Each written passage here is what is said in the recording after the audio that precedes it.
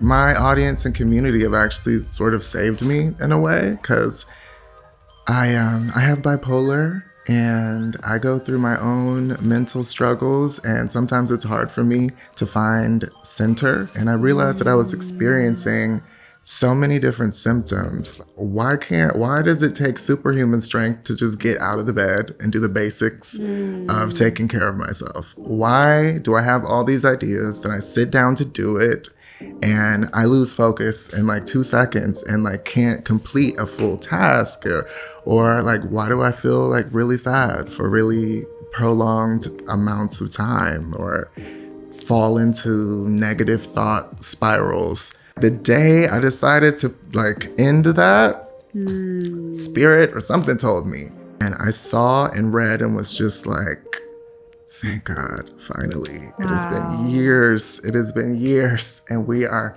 here now that I understand, now that I have the tools and the information, I can fix this.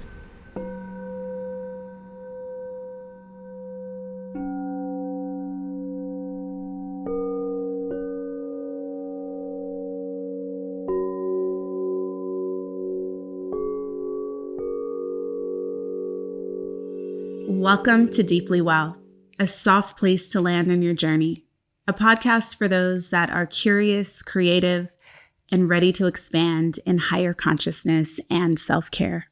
I'm Devi Brown. This is where we heal. This is where we transform. All month long, we have been diving into the inner workings of self and creativity, how to summon the sacred, how to invoke the muse, and how to get so clear in your own channel and connection to the divine that you're able to really lock into your life's work with balance, with ease, with purpose, with strength. This episode, I am so excited to share this incredibly special person with you who takes up space in the world, literally answering the call to everything that I just listed. In 2009, at just 14 years old, Willie Greene founded We the Urban. He founded it from his bedroom in North Carolina, and what began as an online community celebrating fashion and art, notably championing Black creativity, soon became Tumblr's first blog to transform into a nationally syndicated print magazine. Evolving with time, Willie shifted towards a more vulnerable, authentic, emotionally intelligent content strategy, offering daily introspective and inspirational messages, often stemming from his own real-time, real-life experiences. These resonated worldwide, particularly during 2020, as We the Urban emerged as a sanctuary for millions seeking comfort and healing through life's challenges. We the Urban is now one of the biggest mental health platforms on social media for marginalized voices. Today, with over 1 billion impressions across Instagram over the years, We the Urban stands as one of social media's largest destinations for empowerment, guiding the world towards self-discovery and resilience under Willie's leadership as founder, writer, and designer. Willie's debut book, Not Sure Who Needs to Hear This, but quickly became a national bestseller, appearing on USA Today, Amazon, and Barnes & Noble bestseller lists.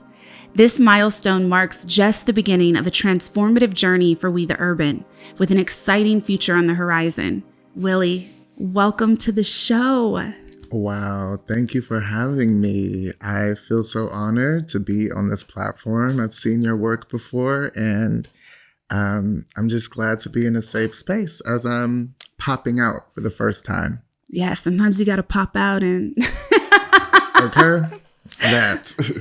Okay, I mean, wow. How does it feel hearing all of that out loud?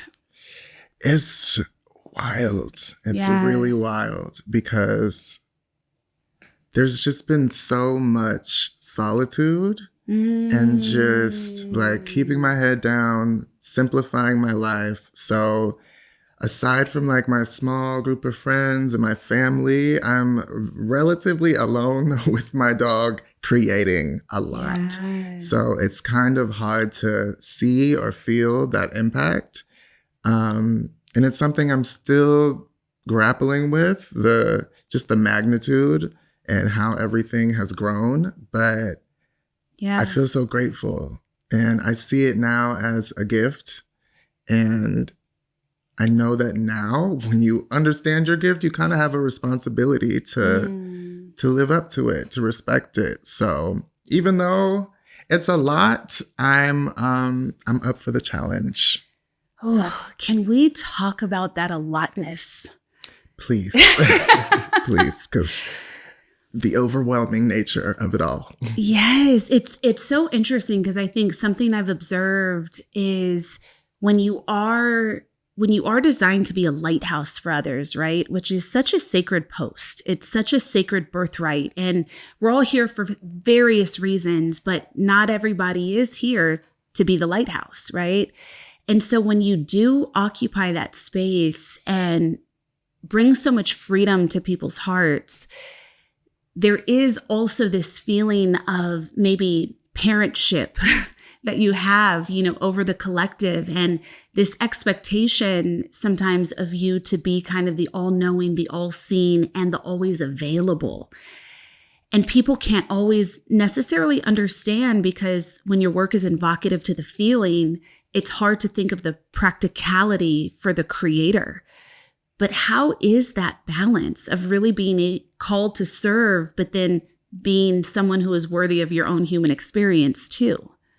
Wow. Well, thank you so much for that level of consciousness. I don't think I've ever in my life been asked a question like this, because there is, and as the platform grows and my career gets bigger, there is this, I do feel that all of that, this needing to say the perfect thing, or understanding how people perceive me and have me on this certain pedestal, when really I am just like everyone else, just trying to figure it out. And it doesn't feel like a burden. It actually, like, especially as time has gone by since 2020, which was the whole resurgence of We the Urban, they've actually, like, my audience and community have actually sort of saved me in a way, because I have bipolar and I go through my own mental struggles, and sometimes it's hard for me to find center. And I realized that, like, showing up for them is my center. So if I'm ever lost, it's like, create and show up for your people. And I think about my audience so much. It is a genuine love. And it's also kind of weird because they don't know who I am. They're here for We the Urban and not like me and my presence, which is why it's also so cool to now be trying to bridge that gap. But it's something I've learned that it's a blessing. And it's like, I figured out that when you have a big microphone and a big platform, you might as well say something liberating, say something that'll help someone, say something productive, because there's so much noise on the internet. And I realized that a part of my mission is sort of like cutting through the BS that we scroll by thousands of times a day. So I'm grateful. It's not easy. And, I've seen it show up in my personal relationships as well. And it's kind of different, like meeting new people or even going on dates, because there's just this relationship that they've built with me based off of what they see on Instagram. And, aside from the reality of me. Yeah.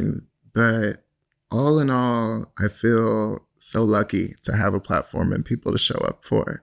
Oh, thank you for peeling back these layers, because I have more to say here, but there's other places that now I'm like, we have a path forward. Like, we got to talk about that too. Let's go. Something that we talked about, and thank you for sharing your consent off camera with me to kind of go into this space. But, operating with this big mission and then also having that diagnosis, how has your life kind of expanded or flowed, being able to kind of understand how you're wired and designed better? Wow. Well, my journey to figuring out like what was going on in my brain and all of the chemical imbalances was really long, really long. And we the urban, like getting to this place has been really long. This is my life's work that I started at 13. And I'm 30 and now finally doing podcasts and doing all these things. And a lot of those first like 10 years was me wondering like, what is going on? And I realized that I was experiencing so many different symptoms. Like the first one, maybe around like 2014, 2015, it was just, I went through this season of why does it take superhuman strength to just get out of the bed and do the basics of taking care of myself? Why do I have all these ideas that I sit down to do it and I lose focus in like 2 seconds and like can't complete a full task? Or like, why do I feel like really sad for really prolonged amounts of time or fall into negative thought spirals? So I think around 18, I went to, like, I was such a novice. I was looking for a psychiatrist, but I went to a therapist and didn't understand why she couldn't give me a diagnosis. And then I finally found a psychiatrist and explained to them my symptoms. And I remember something that has stuck with me since that time was I walked in and I sat down, and before we even discussed like any of my symptoms or anything, she told me, I know whatever you're going through is real because I have never seen a young Black man come in my office in like all of her years. And that clicked in me because this was also right before the Me Too movement, and which fostered also a conversation about mental health and just a whole new paradigm on the internet. So I was kind of thugging it out, and I was put on the wrong medications. I was misdiagnosed with ADD or ADHD. And sometimes it's a process and a really long process. And I understand why people either give up or don't want to try, because I was put on the wrong medications. I was put on things that like actually made what I was going through much worse. So the final thing medication they put me on was Adderall. And anyone with bipolar knows that Adderall, like all it does is induce a manic state. So, and it makes it hard for you to really just be grounded and understand what is going on. So I went through a 9-month rampage, like acting on impulse, doing like reckless things, like excessive partying and just excess and not working, not feeling creatively in tune with myself. And I hit a wall. And that was the day I decided to like end that was the exact day that I Googled bipolar. Spirit or something told me. And at that time, Google had like this image that basically showed what the two sides of bipolar, like sometimes you're really up, sometimes you're really down.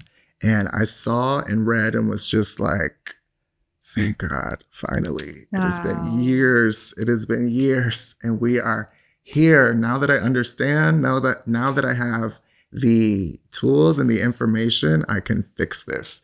So I finally, and it took some time to figure out like what medications helped with or were the most effective for me. And it changed everything. Everything. I finally had the fortitude and the focus and discipline to do what I needed to do in my life to get to this point. And that took moving to LA with $1 and a dream with my best friend at the time, and really trying to cultivate a work ethic. And so the journey to like figure out like what was going on was a long time. The journey to like stabilize once I found a foundation was like the catalyst to all of this. And now I realize that like taking care of my mental health is a part of my job. So it's a lot of work, but it's also really rewarding and a very like even reciprocal healing experience. Because even though they can't see me, it does something to you when you get hundreds and thousands of comments and messages of people like, I'm going through it too. I feel it too. There's something really healing in it for me. So it's been an interesting journey and it's ever evolving. I found out a year ago that I had OCD, which I didn't know manifested as thoughts and like racing thoughts. And, you know, if you go through, I went through a breakup and I couldn't understand why, like months later, even when I wasn't thinking about this person or the situation, I was like, it was just always there. And now I'm figuring that out. So it's something I'm also open to learning more. It's a journey, but a rewarding one. Oof. There's so much, and I know those listening right now, this is going into so many different chambers and compartments for who needs it. There's so much. There's just so much to what you said. One, I'm so grateful to hear you describe the process to getting your best fit. Right? Like if you're on the path of saying, I'm realizing that there is something going on that I want to investigate and seek support for, that even in the seeking support, you may not get it right the first time. Because I think sometimes that can be so crushing.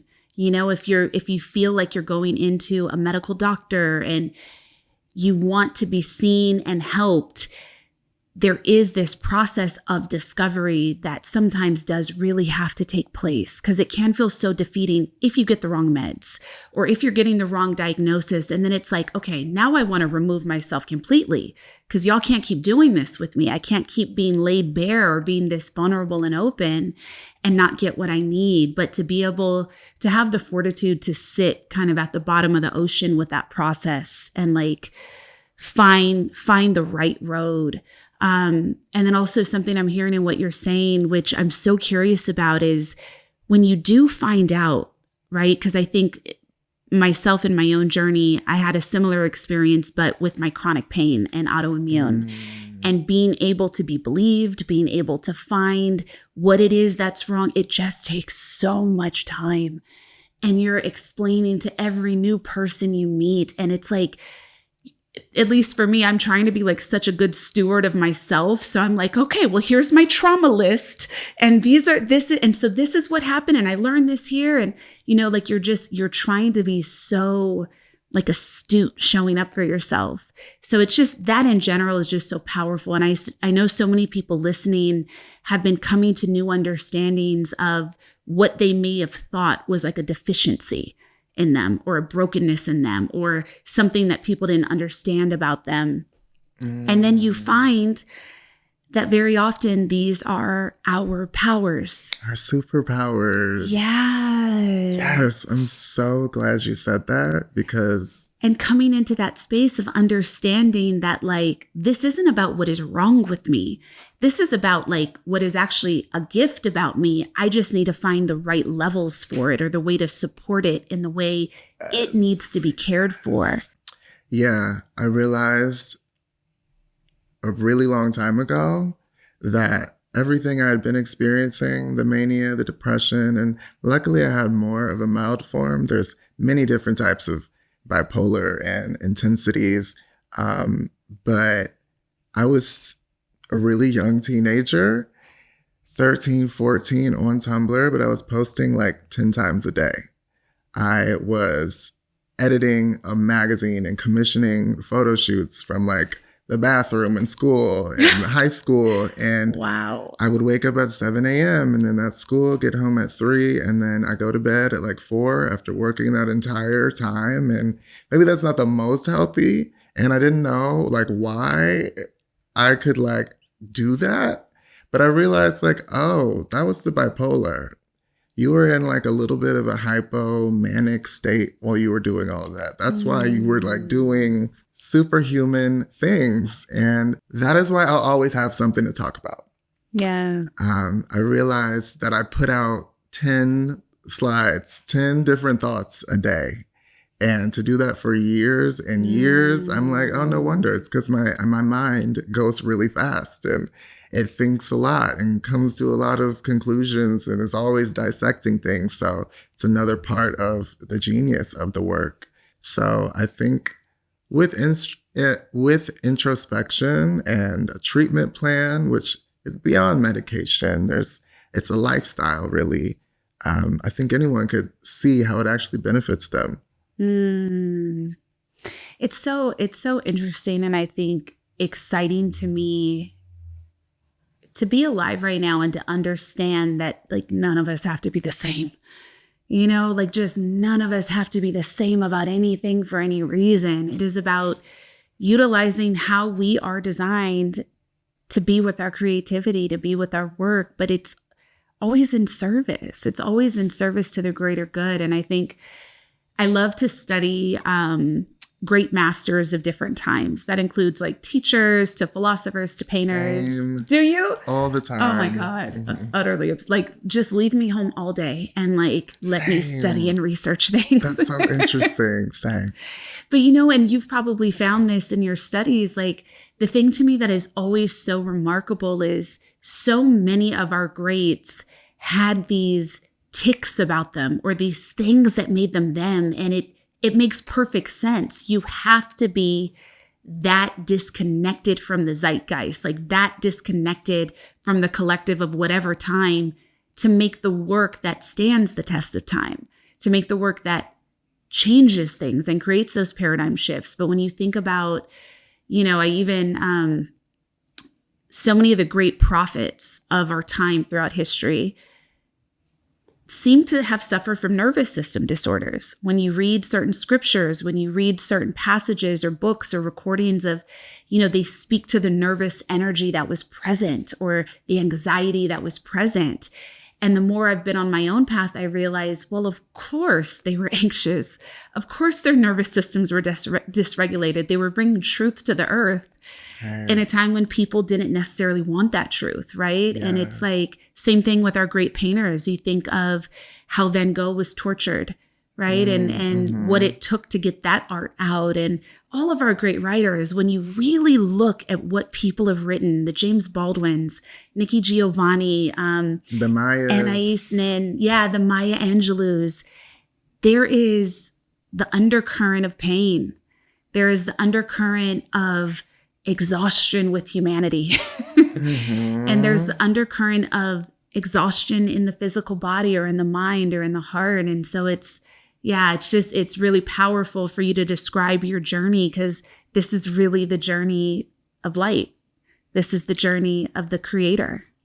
Thank you. Thank you for saying that. I do the same. I research a lot, and I found the same, that a lot of our like greatest minds, greatest inventors, people that have changed society, they experienced a lot. I remember reading about Maya Angelou for the first time, and she went through a really traumatic experience as a child. And I think no one believed her, or she spoke out, and it led to someone's just very sad situation. But it made her mute herself for 5 years.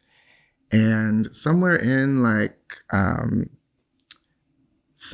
her and having that era of solitude, she found her voice, and that voice ended up changing. That voice she muted ended up changing the world. And I also think of Nina Simone, who also was one of the first people, and her documentary on Netflix is amazing.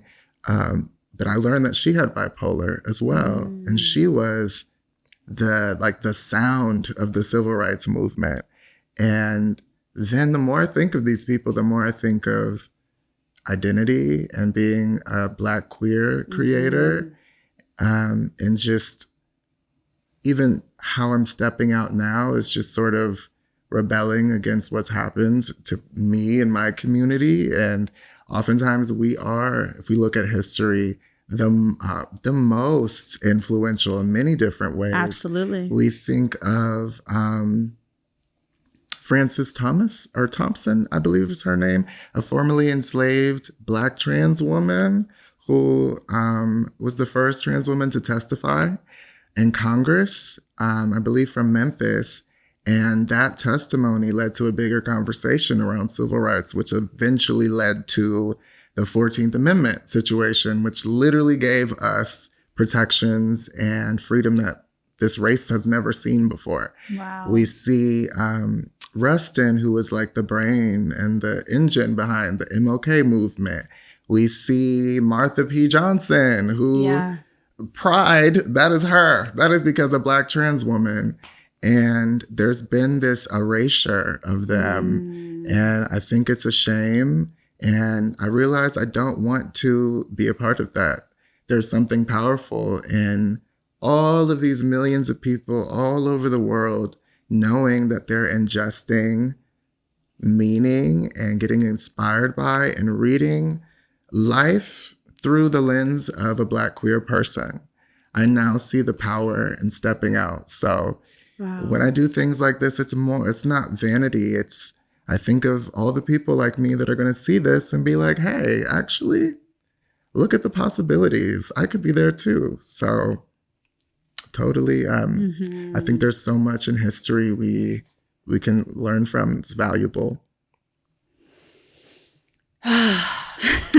Sorry, that was a lot. No, God, I wasn't ready to do a history lesson. No, please, more. No, it's so good. And I just something I'm feeling grateful for in this conversation is I think it is so important.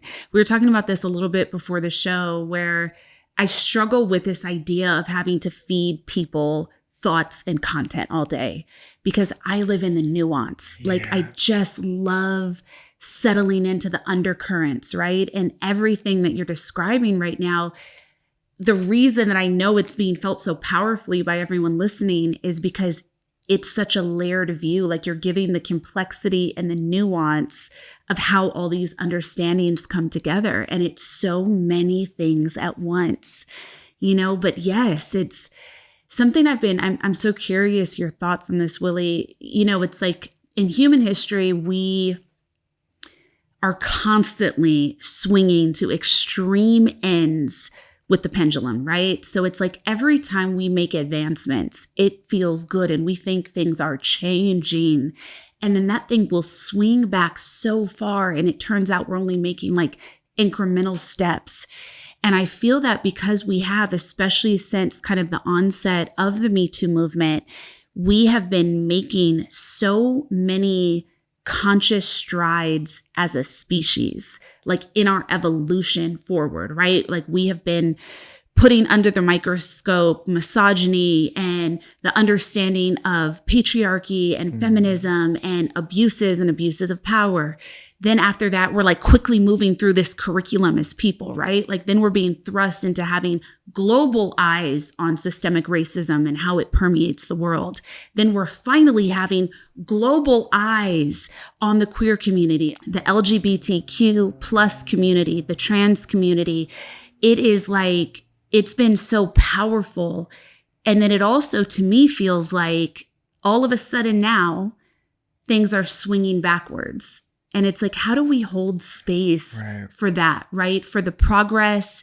And then sometimes what feels like a failing that begins to happen in our consciousness. Yeah. I feel that so much. And, I know there's a full wide range of political spectrum and beliefs in the world and in this country, but I don't think that there's anything wrong about standing up for people's humanity, basic humanity, basic respect of their truth.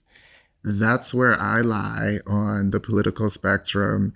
And I think I've used my platform and been very vocal, more so in the past. And now I'm getting back into it as I see the world is needing that kind of reassurance and comfort and maybe just a nudge of fortitude for them to keep going and to see things in a different way, because there is an ebb and a flow, a back and a forth.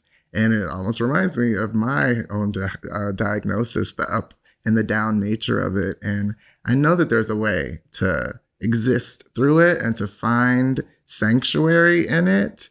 And we have countless examples of this through history as well, of nothing is forever. All of this is permanent. And sometimes there really is no reason to believe. And you got to hold on to blind faith and maybe a little bit of delusion and just believing in better and more, even if it doesn't feel like it. Because if we all let go of that, then, what's next? How bad will it get? Like, someone has to still believe. And it can be hard, especially for Black people, in 2020, the George Floyd situation and all of the police brutality that was on the news and like hyper magnified because we were all stuck on screens for like 2-3 years. And we saw this uprising of protests and the Black squares and all these companies implementing DEI policies. And it's years later, now we see companies stripping all the DEI. We see how much that was just performative and not real. And it feels like a slap in the face this many years later to see this and to see the direction of our country. And the only thing I know to do is to figure out how to put my mind in a place that's productive, because sitting around in a dark place forever is not going to change anything. It's not going to mobilize anybody. Yeah, it's so true. And it's so deep. And I think where I've landed with life is that I just accept darkness as a part of it. It's a part of being here. And I'm not saying we have to endure or be abused, but that is part of what this human experience is. And no one that has ever lived has ever got it right. Exactly. Truly. Exactly. Like, there has never been peace on earth ever. So it's like not even looking to that as the ideal, but looking at, for me, it's like human dignity as the ideal. Just decency, integrity as the ideal, to whatever extent you can muster it, whether you're in darkness or light. Yeah. Exactly. I feel that. It's an ebb and a flow. The yin and the yang of it all. And what's beautiful is that we get to choose our perspective on it. We get to choose. Yeah.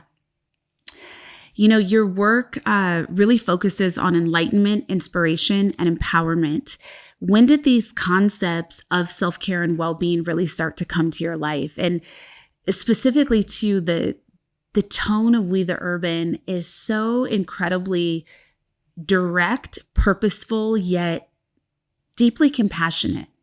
It's a soft landing. I think when your eyes land on your page, like when they land on even the pages of your book, even the diffusion and the colors, I'm like, oh, he's regulating my nervous system. How kind of you. Thank you. Thank you for saying that. Yeah. Yeah, it's something that started really like in 2020 when the world flipped upside down. It was the apocalypse, and I was living in Hollywood, which is already just a very chaotic energy, and being stuck there. And then I was in, a wild living situation. So it got to a point where I was like, all right, I don't know what to do with all of these feelings. So I'm just going to put them out there and try to help people. And somewhere in all of this like mental health conversation, I realized like, oh, I need to take care of myself. I can't show up for others if I'm not making taking care of myself a priority. I can't pour from an empty cup, because I've done that and I know the consequences of that. So,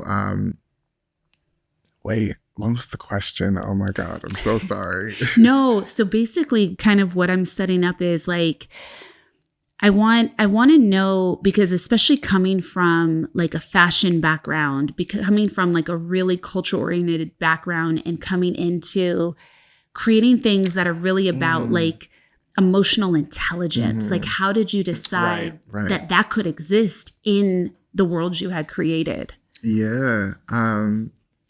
I realized, well, number one, and if people scroll back years, they'll see how the writing has improved and the insight has gotten deeper as I've learned more in my journey and been through therapy finally, and obviously just continuing to like keep taking care of myself a priority and processing what I'm going through.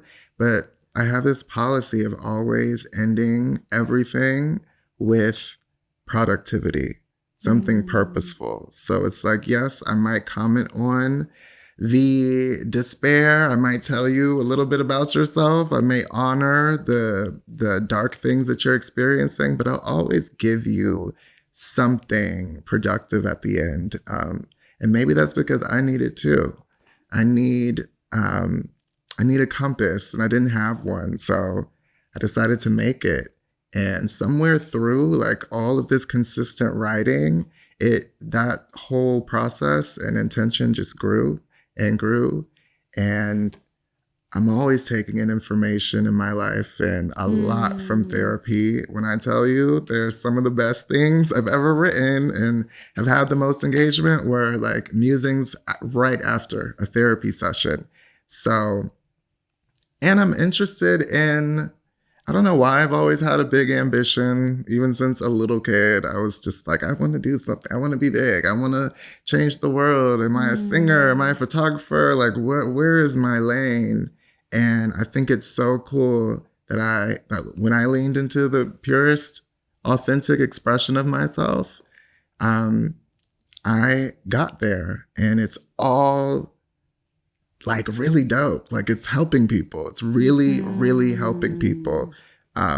So I've learned just through experience and through the writing, and also seeing how important this topic and niche is on the internet, because there's so much, there's like this culture on the internet of like who can say the most funniest, disrespectful thing about somebody, who is the one we're going to dogpile on today because they made a human mistake. Right. Like what negativity can I indulge in to like not think about my own issues? Like, and then it's a lot on the internet is people projecting. There's a lot of negativity because they're dealing with a lot in their lives and they need somewhere to just like get it off.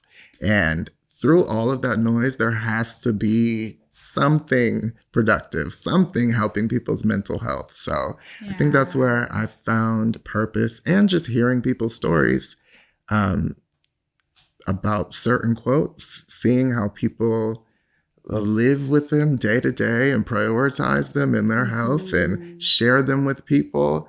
So it's too valuable of an angle to not lean into. Yeah. God, it's so, so important. It's funny, as you were talking, I was thinking back, it's the internet tries to forget things really fast, but it's been interesting watching people who were kind of terrorizing people online, like find the light, right? And now it's like people that I think used to be like read culture 101, where, like the content they made was about tearing down whoever was in the news. I've been seeing so many people make these shifts into like, I want a soft life, where like we need to treat each other better. And, I think for the people that is their real kind of genuine, authentic experience that they might have come through a lot of self-reflection. It's like, welcome. I'm so glad you're here. Finally. Finally. Thank you for coming to the light. Yes. And then there's others that you're like, oh, and this is the pivot because that's no longer on brand, right? Like it's on brand to be positive, or it's on brand to, Yep. And it's interesting, but I think no matter what, in the sea of expression, people will always find what their heart is meant to find, or what resonates, Yeah, but it's been really interesting, I think, even just watching the digital unfolding about the way that we hold space for each other now, like the kind of comments that are left now. I remember when I first put myself on the internet, I'm older than you, so it was, I was just a baby. But I remember one of the first times I put like an interview of mine on the internet. It was the night Barack Obama got elected. And it was YouTube, and there was no Instagram at the time or anything like that. I think it was like MySpace. Twitter had just started. Yeah, it was like MySpace and YouTube. And I remember like I was so proud of this interview. It was on some music video set, and it was beautifully done.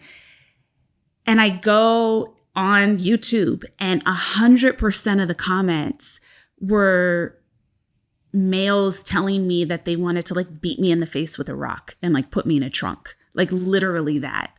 And I remember like that had such an effect on me then. I'm so sorry. That was a very heavy description. No. Very heavy. I did not mean to throw that out there, but I say it with such ease and casualness because I'm safe, fine, and happy. And this was 15 years ago. But I remember like the effect that had on me, because at the time I was on the radio, but I also ran the community show, and I was trying to make broadcasting content that was more like my idols, Mr. Rogers and LeVar Burton, and, you know, some of those great teachers of kindness. And then you're doing these things that you're proud of, and people are like wishing death on you in really horrible ways. And that's just how so much of the internet landscape looked back then. Like, even if you saw something beautiful, the responses and the comments would like invoke sometimes the worst in the human spirit. So even being able to digitally watch our collective progression in how we feel about ourselves and what we think is okay to throw onto other people, it's been interesting watching that shift in consciousness too, you know, not just in what people are creating, but how people will let themselves receive the creations of others. Exactly. Well, first of all, I'm sorry you experienced that. Oh, thank you. And unfortunately, I can relate. Yeah. I just got a death threat like 2 days ago in my email. I've had people call for me to be flogged and stoned, like crazy things. Wow. And I'm just like, all I do is put out positive. Like, are you okay?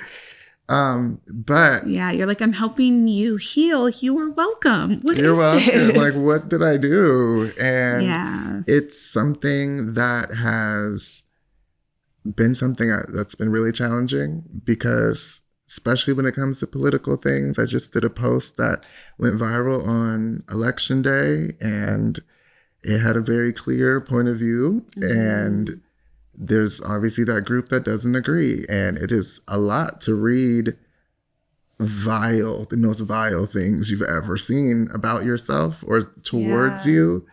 And that is why I am such a champion for seeing your digital space as your home, your digital home, and protecting it as such. Oof. So if you were to see my block list, you could scroll for hours.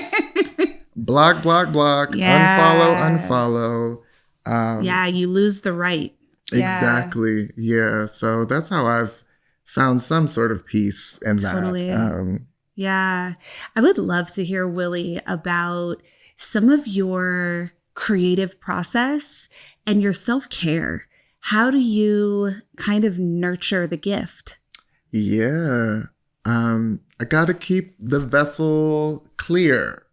Yeah. So step one is like, are you getting enough water? What kind of, are you eating nutritious foods? Like, let's think about your brain health. What supplements? Are you taking your glutathione because you're getting a little older? Listen. Okay. All of that. I just got my little shot in my B12 yesterday. You get it. So it's like figuring out how to be as clear as possible. Yeah. I go on like this same 3-mile walk every single day. Well, most days. And it's where I get to just like, and I don't take my phone, just have my little Apple Watch and my music. And it's where I get to like get it all out and think and process. People walking by probably think I'm insane because I like talk to myself out loud. And I really just try to like get all of anything clogging the source in the vessel just away. And then I'm someone that like, I don't know why, I'm like a night owl person. Most of the things I write are in real time, like the night before. And I kind of wait sometimes until that feeling of, oh, I got to write. I have something to say. Just honoring that creative nudge has been really helpful, and enacting discipline in it, a certain level of work ethic, which is interesting as an artist when you want to flow and you want to honor your process, however that unfolds. But when you're also trying to make something on a commercial scale or turn your art into a lucrative business, it's like this weird balance of, all right, I have 50,000 emails and deadlines and I got to write, but all I want to do is lay on my couch, which is also productive sometimes. So I'm trying to figure out that balance, but I also do find reward in pushing through, and I find reward in compartmentalization, which isn't always healthy, but in some ways and in certain instances it is, because I feel everything. I feel everything intensely. Every kind of emotion that anyone experiences, I feel it to like the 100th degree. So that can also be a little, it can make like a really rocky foundation in creating. But my process is really simple. I walk around my house. I have music playing, a lot of Cleo soul and beautiful chorus affirmations. Are we the same person? Really? Okay, because we might be. You get it. You get it. Every day I will walk around my house and that's what I listen to. Yeah. Really? 100%. You understand. You get it. Yeah, it's very helpful. It helps me think because there's not too many complex lyrics or drums or anything. I can really get inspired, and I write everything on my notes app, on my computer or my phone. If something appears throughout the day, I'll make sure to like write it down and refer to it later. And sometimes, I'm not going to lie, I have a little herbal refreshments or a gummy or something. Please. Yes. And I just write. Add to cart. Yes, please. Exactly. And there's also this thing about being in tune, like trying to be in tune with what masses of people might be feeling. So I'm looking at holidays, I'm looking at weather, I'm looking at just political climate, socio-political climate, things that are happening in the world. And so, around this time, a lot of people experience seasonal depression and have swinged all the way down. So having that in mind, I'm like, all right, I should talk about this thing and I should uplift them in this way. Or, a lot of people start thinking about their loved ones that aren't here anymore during the holiday season. So that's something else I know to lean into. And then there's some times where I just don't have it, And I think it's a great reminder to every artist who posts their stuff on the internet that it is okay to repost your work. We scroll by so many things. Yes, we want to see it again. And the way algorithms and everything work, most people that follow you don't see it the first time anyway. So that's helped me in my process as well of being like, you know what? I'm going to run this back from a few years ago. Well, and two, quotes mean different things to us at different points in our lives. It's like, I think some of the quotes or some things that I've read that have meant something to me when I see it again with new experiences that have happened, or maybe different kind of deeper healing that has taken place within me, I take it to mean something entirely different when I set eyes on it again. So it's like, those kind of universal truths, they can evolve with your life in so many different seasons. Exactly. Yeah. It's something I do as well. Like the fresh eyes is because when I do repost old quotes, I'm usually zhuzhing them up and adding some sauce and the new insight and the more mature aspect. And some of those things are the ones that people share the most. So I think the internet has us confused that we just have to produce. And that something we created is just, it loses its value once people aren't engaging with it on the internet. Yeah. It's really important to be saying this out loud. I think it's really, really important to be saying this out loud because people have, also, anyone listening, can I just say directly to you, you have a right to prioritize your real human life. Like you have a right and honestly a duty to actually prioritize your human experience above your digital experience. It's why we're here. And I think so many of us are disregarding our humanity for these kind of sim realities of who we think we are in a post or based on the perception of another person. And it's just so important to keep both feet in your real life and world. So important. Thank you for that word. Yes. Yes. I'm curious, Willie, and then I actually have some homework that I would like for you to give the audience. Okay. At this point in your life, in this moment, where the level of integration that you're at, where you've arrived, especially in the kind of harmony and balance you've found for your unique path, body, mind, heart, what kind of space does faith and creativity take up in your life? How do those two essences of existence kind of show themselves in your world? So having the ability to keep that faith, and also my evolving journey with religion and God and what I see as source, and sort of removing religion out of the equation and seeing the world and my purpose, why I'm here differently, it's definitely helped me be more open and more creative and access new parts of my brain that may have been blocked before due to indoctrinated beliefs that weren't mine. So I have faith. I have faith in myself. I have faith in the future. I have faith in progress. And I also have built faith in my confidence and ability to achieve greatness and bring a vision to greatness. You have to have faith.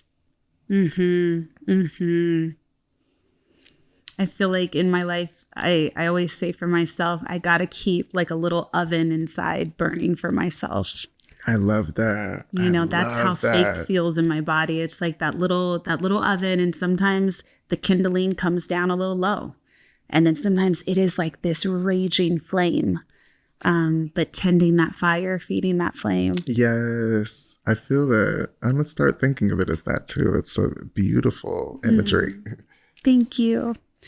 I would love to ask now, at the end of every episode, I give our honored guests this ask of providing homework for the listening audience, something to help integrate everything that was heard and felt from this conversation. And sometimes that looks like maybe an inquiry or a journaling prompt or a breath or a quote, a thought starter, a practice of some sort. But what can you share with our audience that they can use to spend time with after they hear this? Wow. Okay. Well, I want everyone to pull out their journal or their notes app or however they get their writing out. And I want them to start with, in this next season of my life, I'm going to improve. And then I want you to write 10 different things. They can be affirmations. They could be things about your relationships, your habits. Write out 10 things that you need to improve on and stick it on your fridge or make it your wallpaper on your phone. Figure out a way for it to be in your subconscious, even if you're not looking at it directly, and see what happens. See what happens after. I love that. I love that. That's where your work is. Yes. Get out that pen. Willie Greene, thank you so much for joining us on this episode. Your book is in stores now. I know everyone can see it right behind him. Yes. Not sure who needs to hear this, but thank you for all the work you do in the world. Thank you for We the Urban. Thank you for this book. And just thank you for your existence. Thank you. Thank you so much for sharing your platform. And this is my favorite interview I've ever done, period. I love that we talked about real things. So I appreciate you. So great, my friend. We will be back next week. Namaste.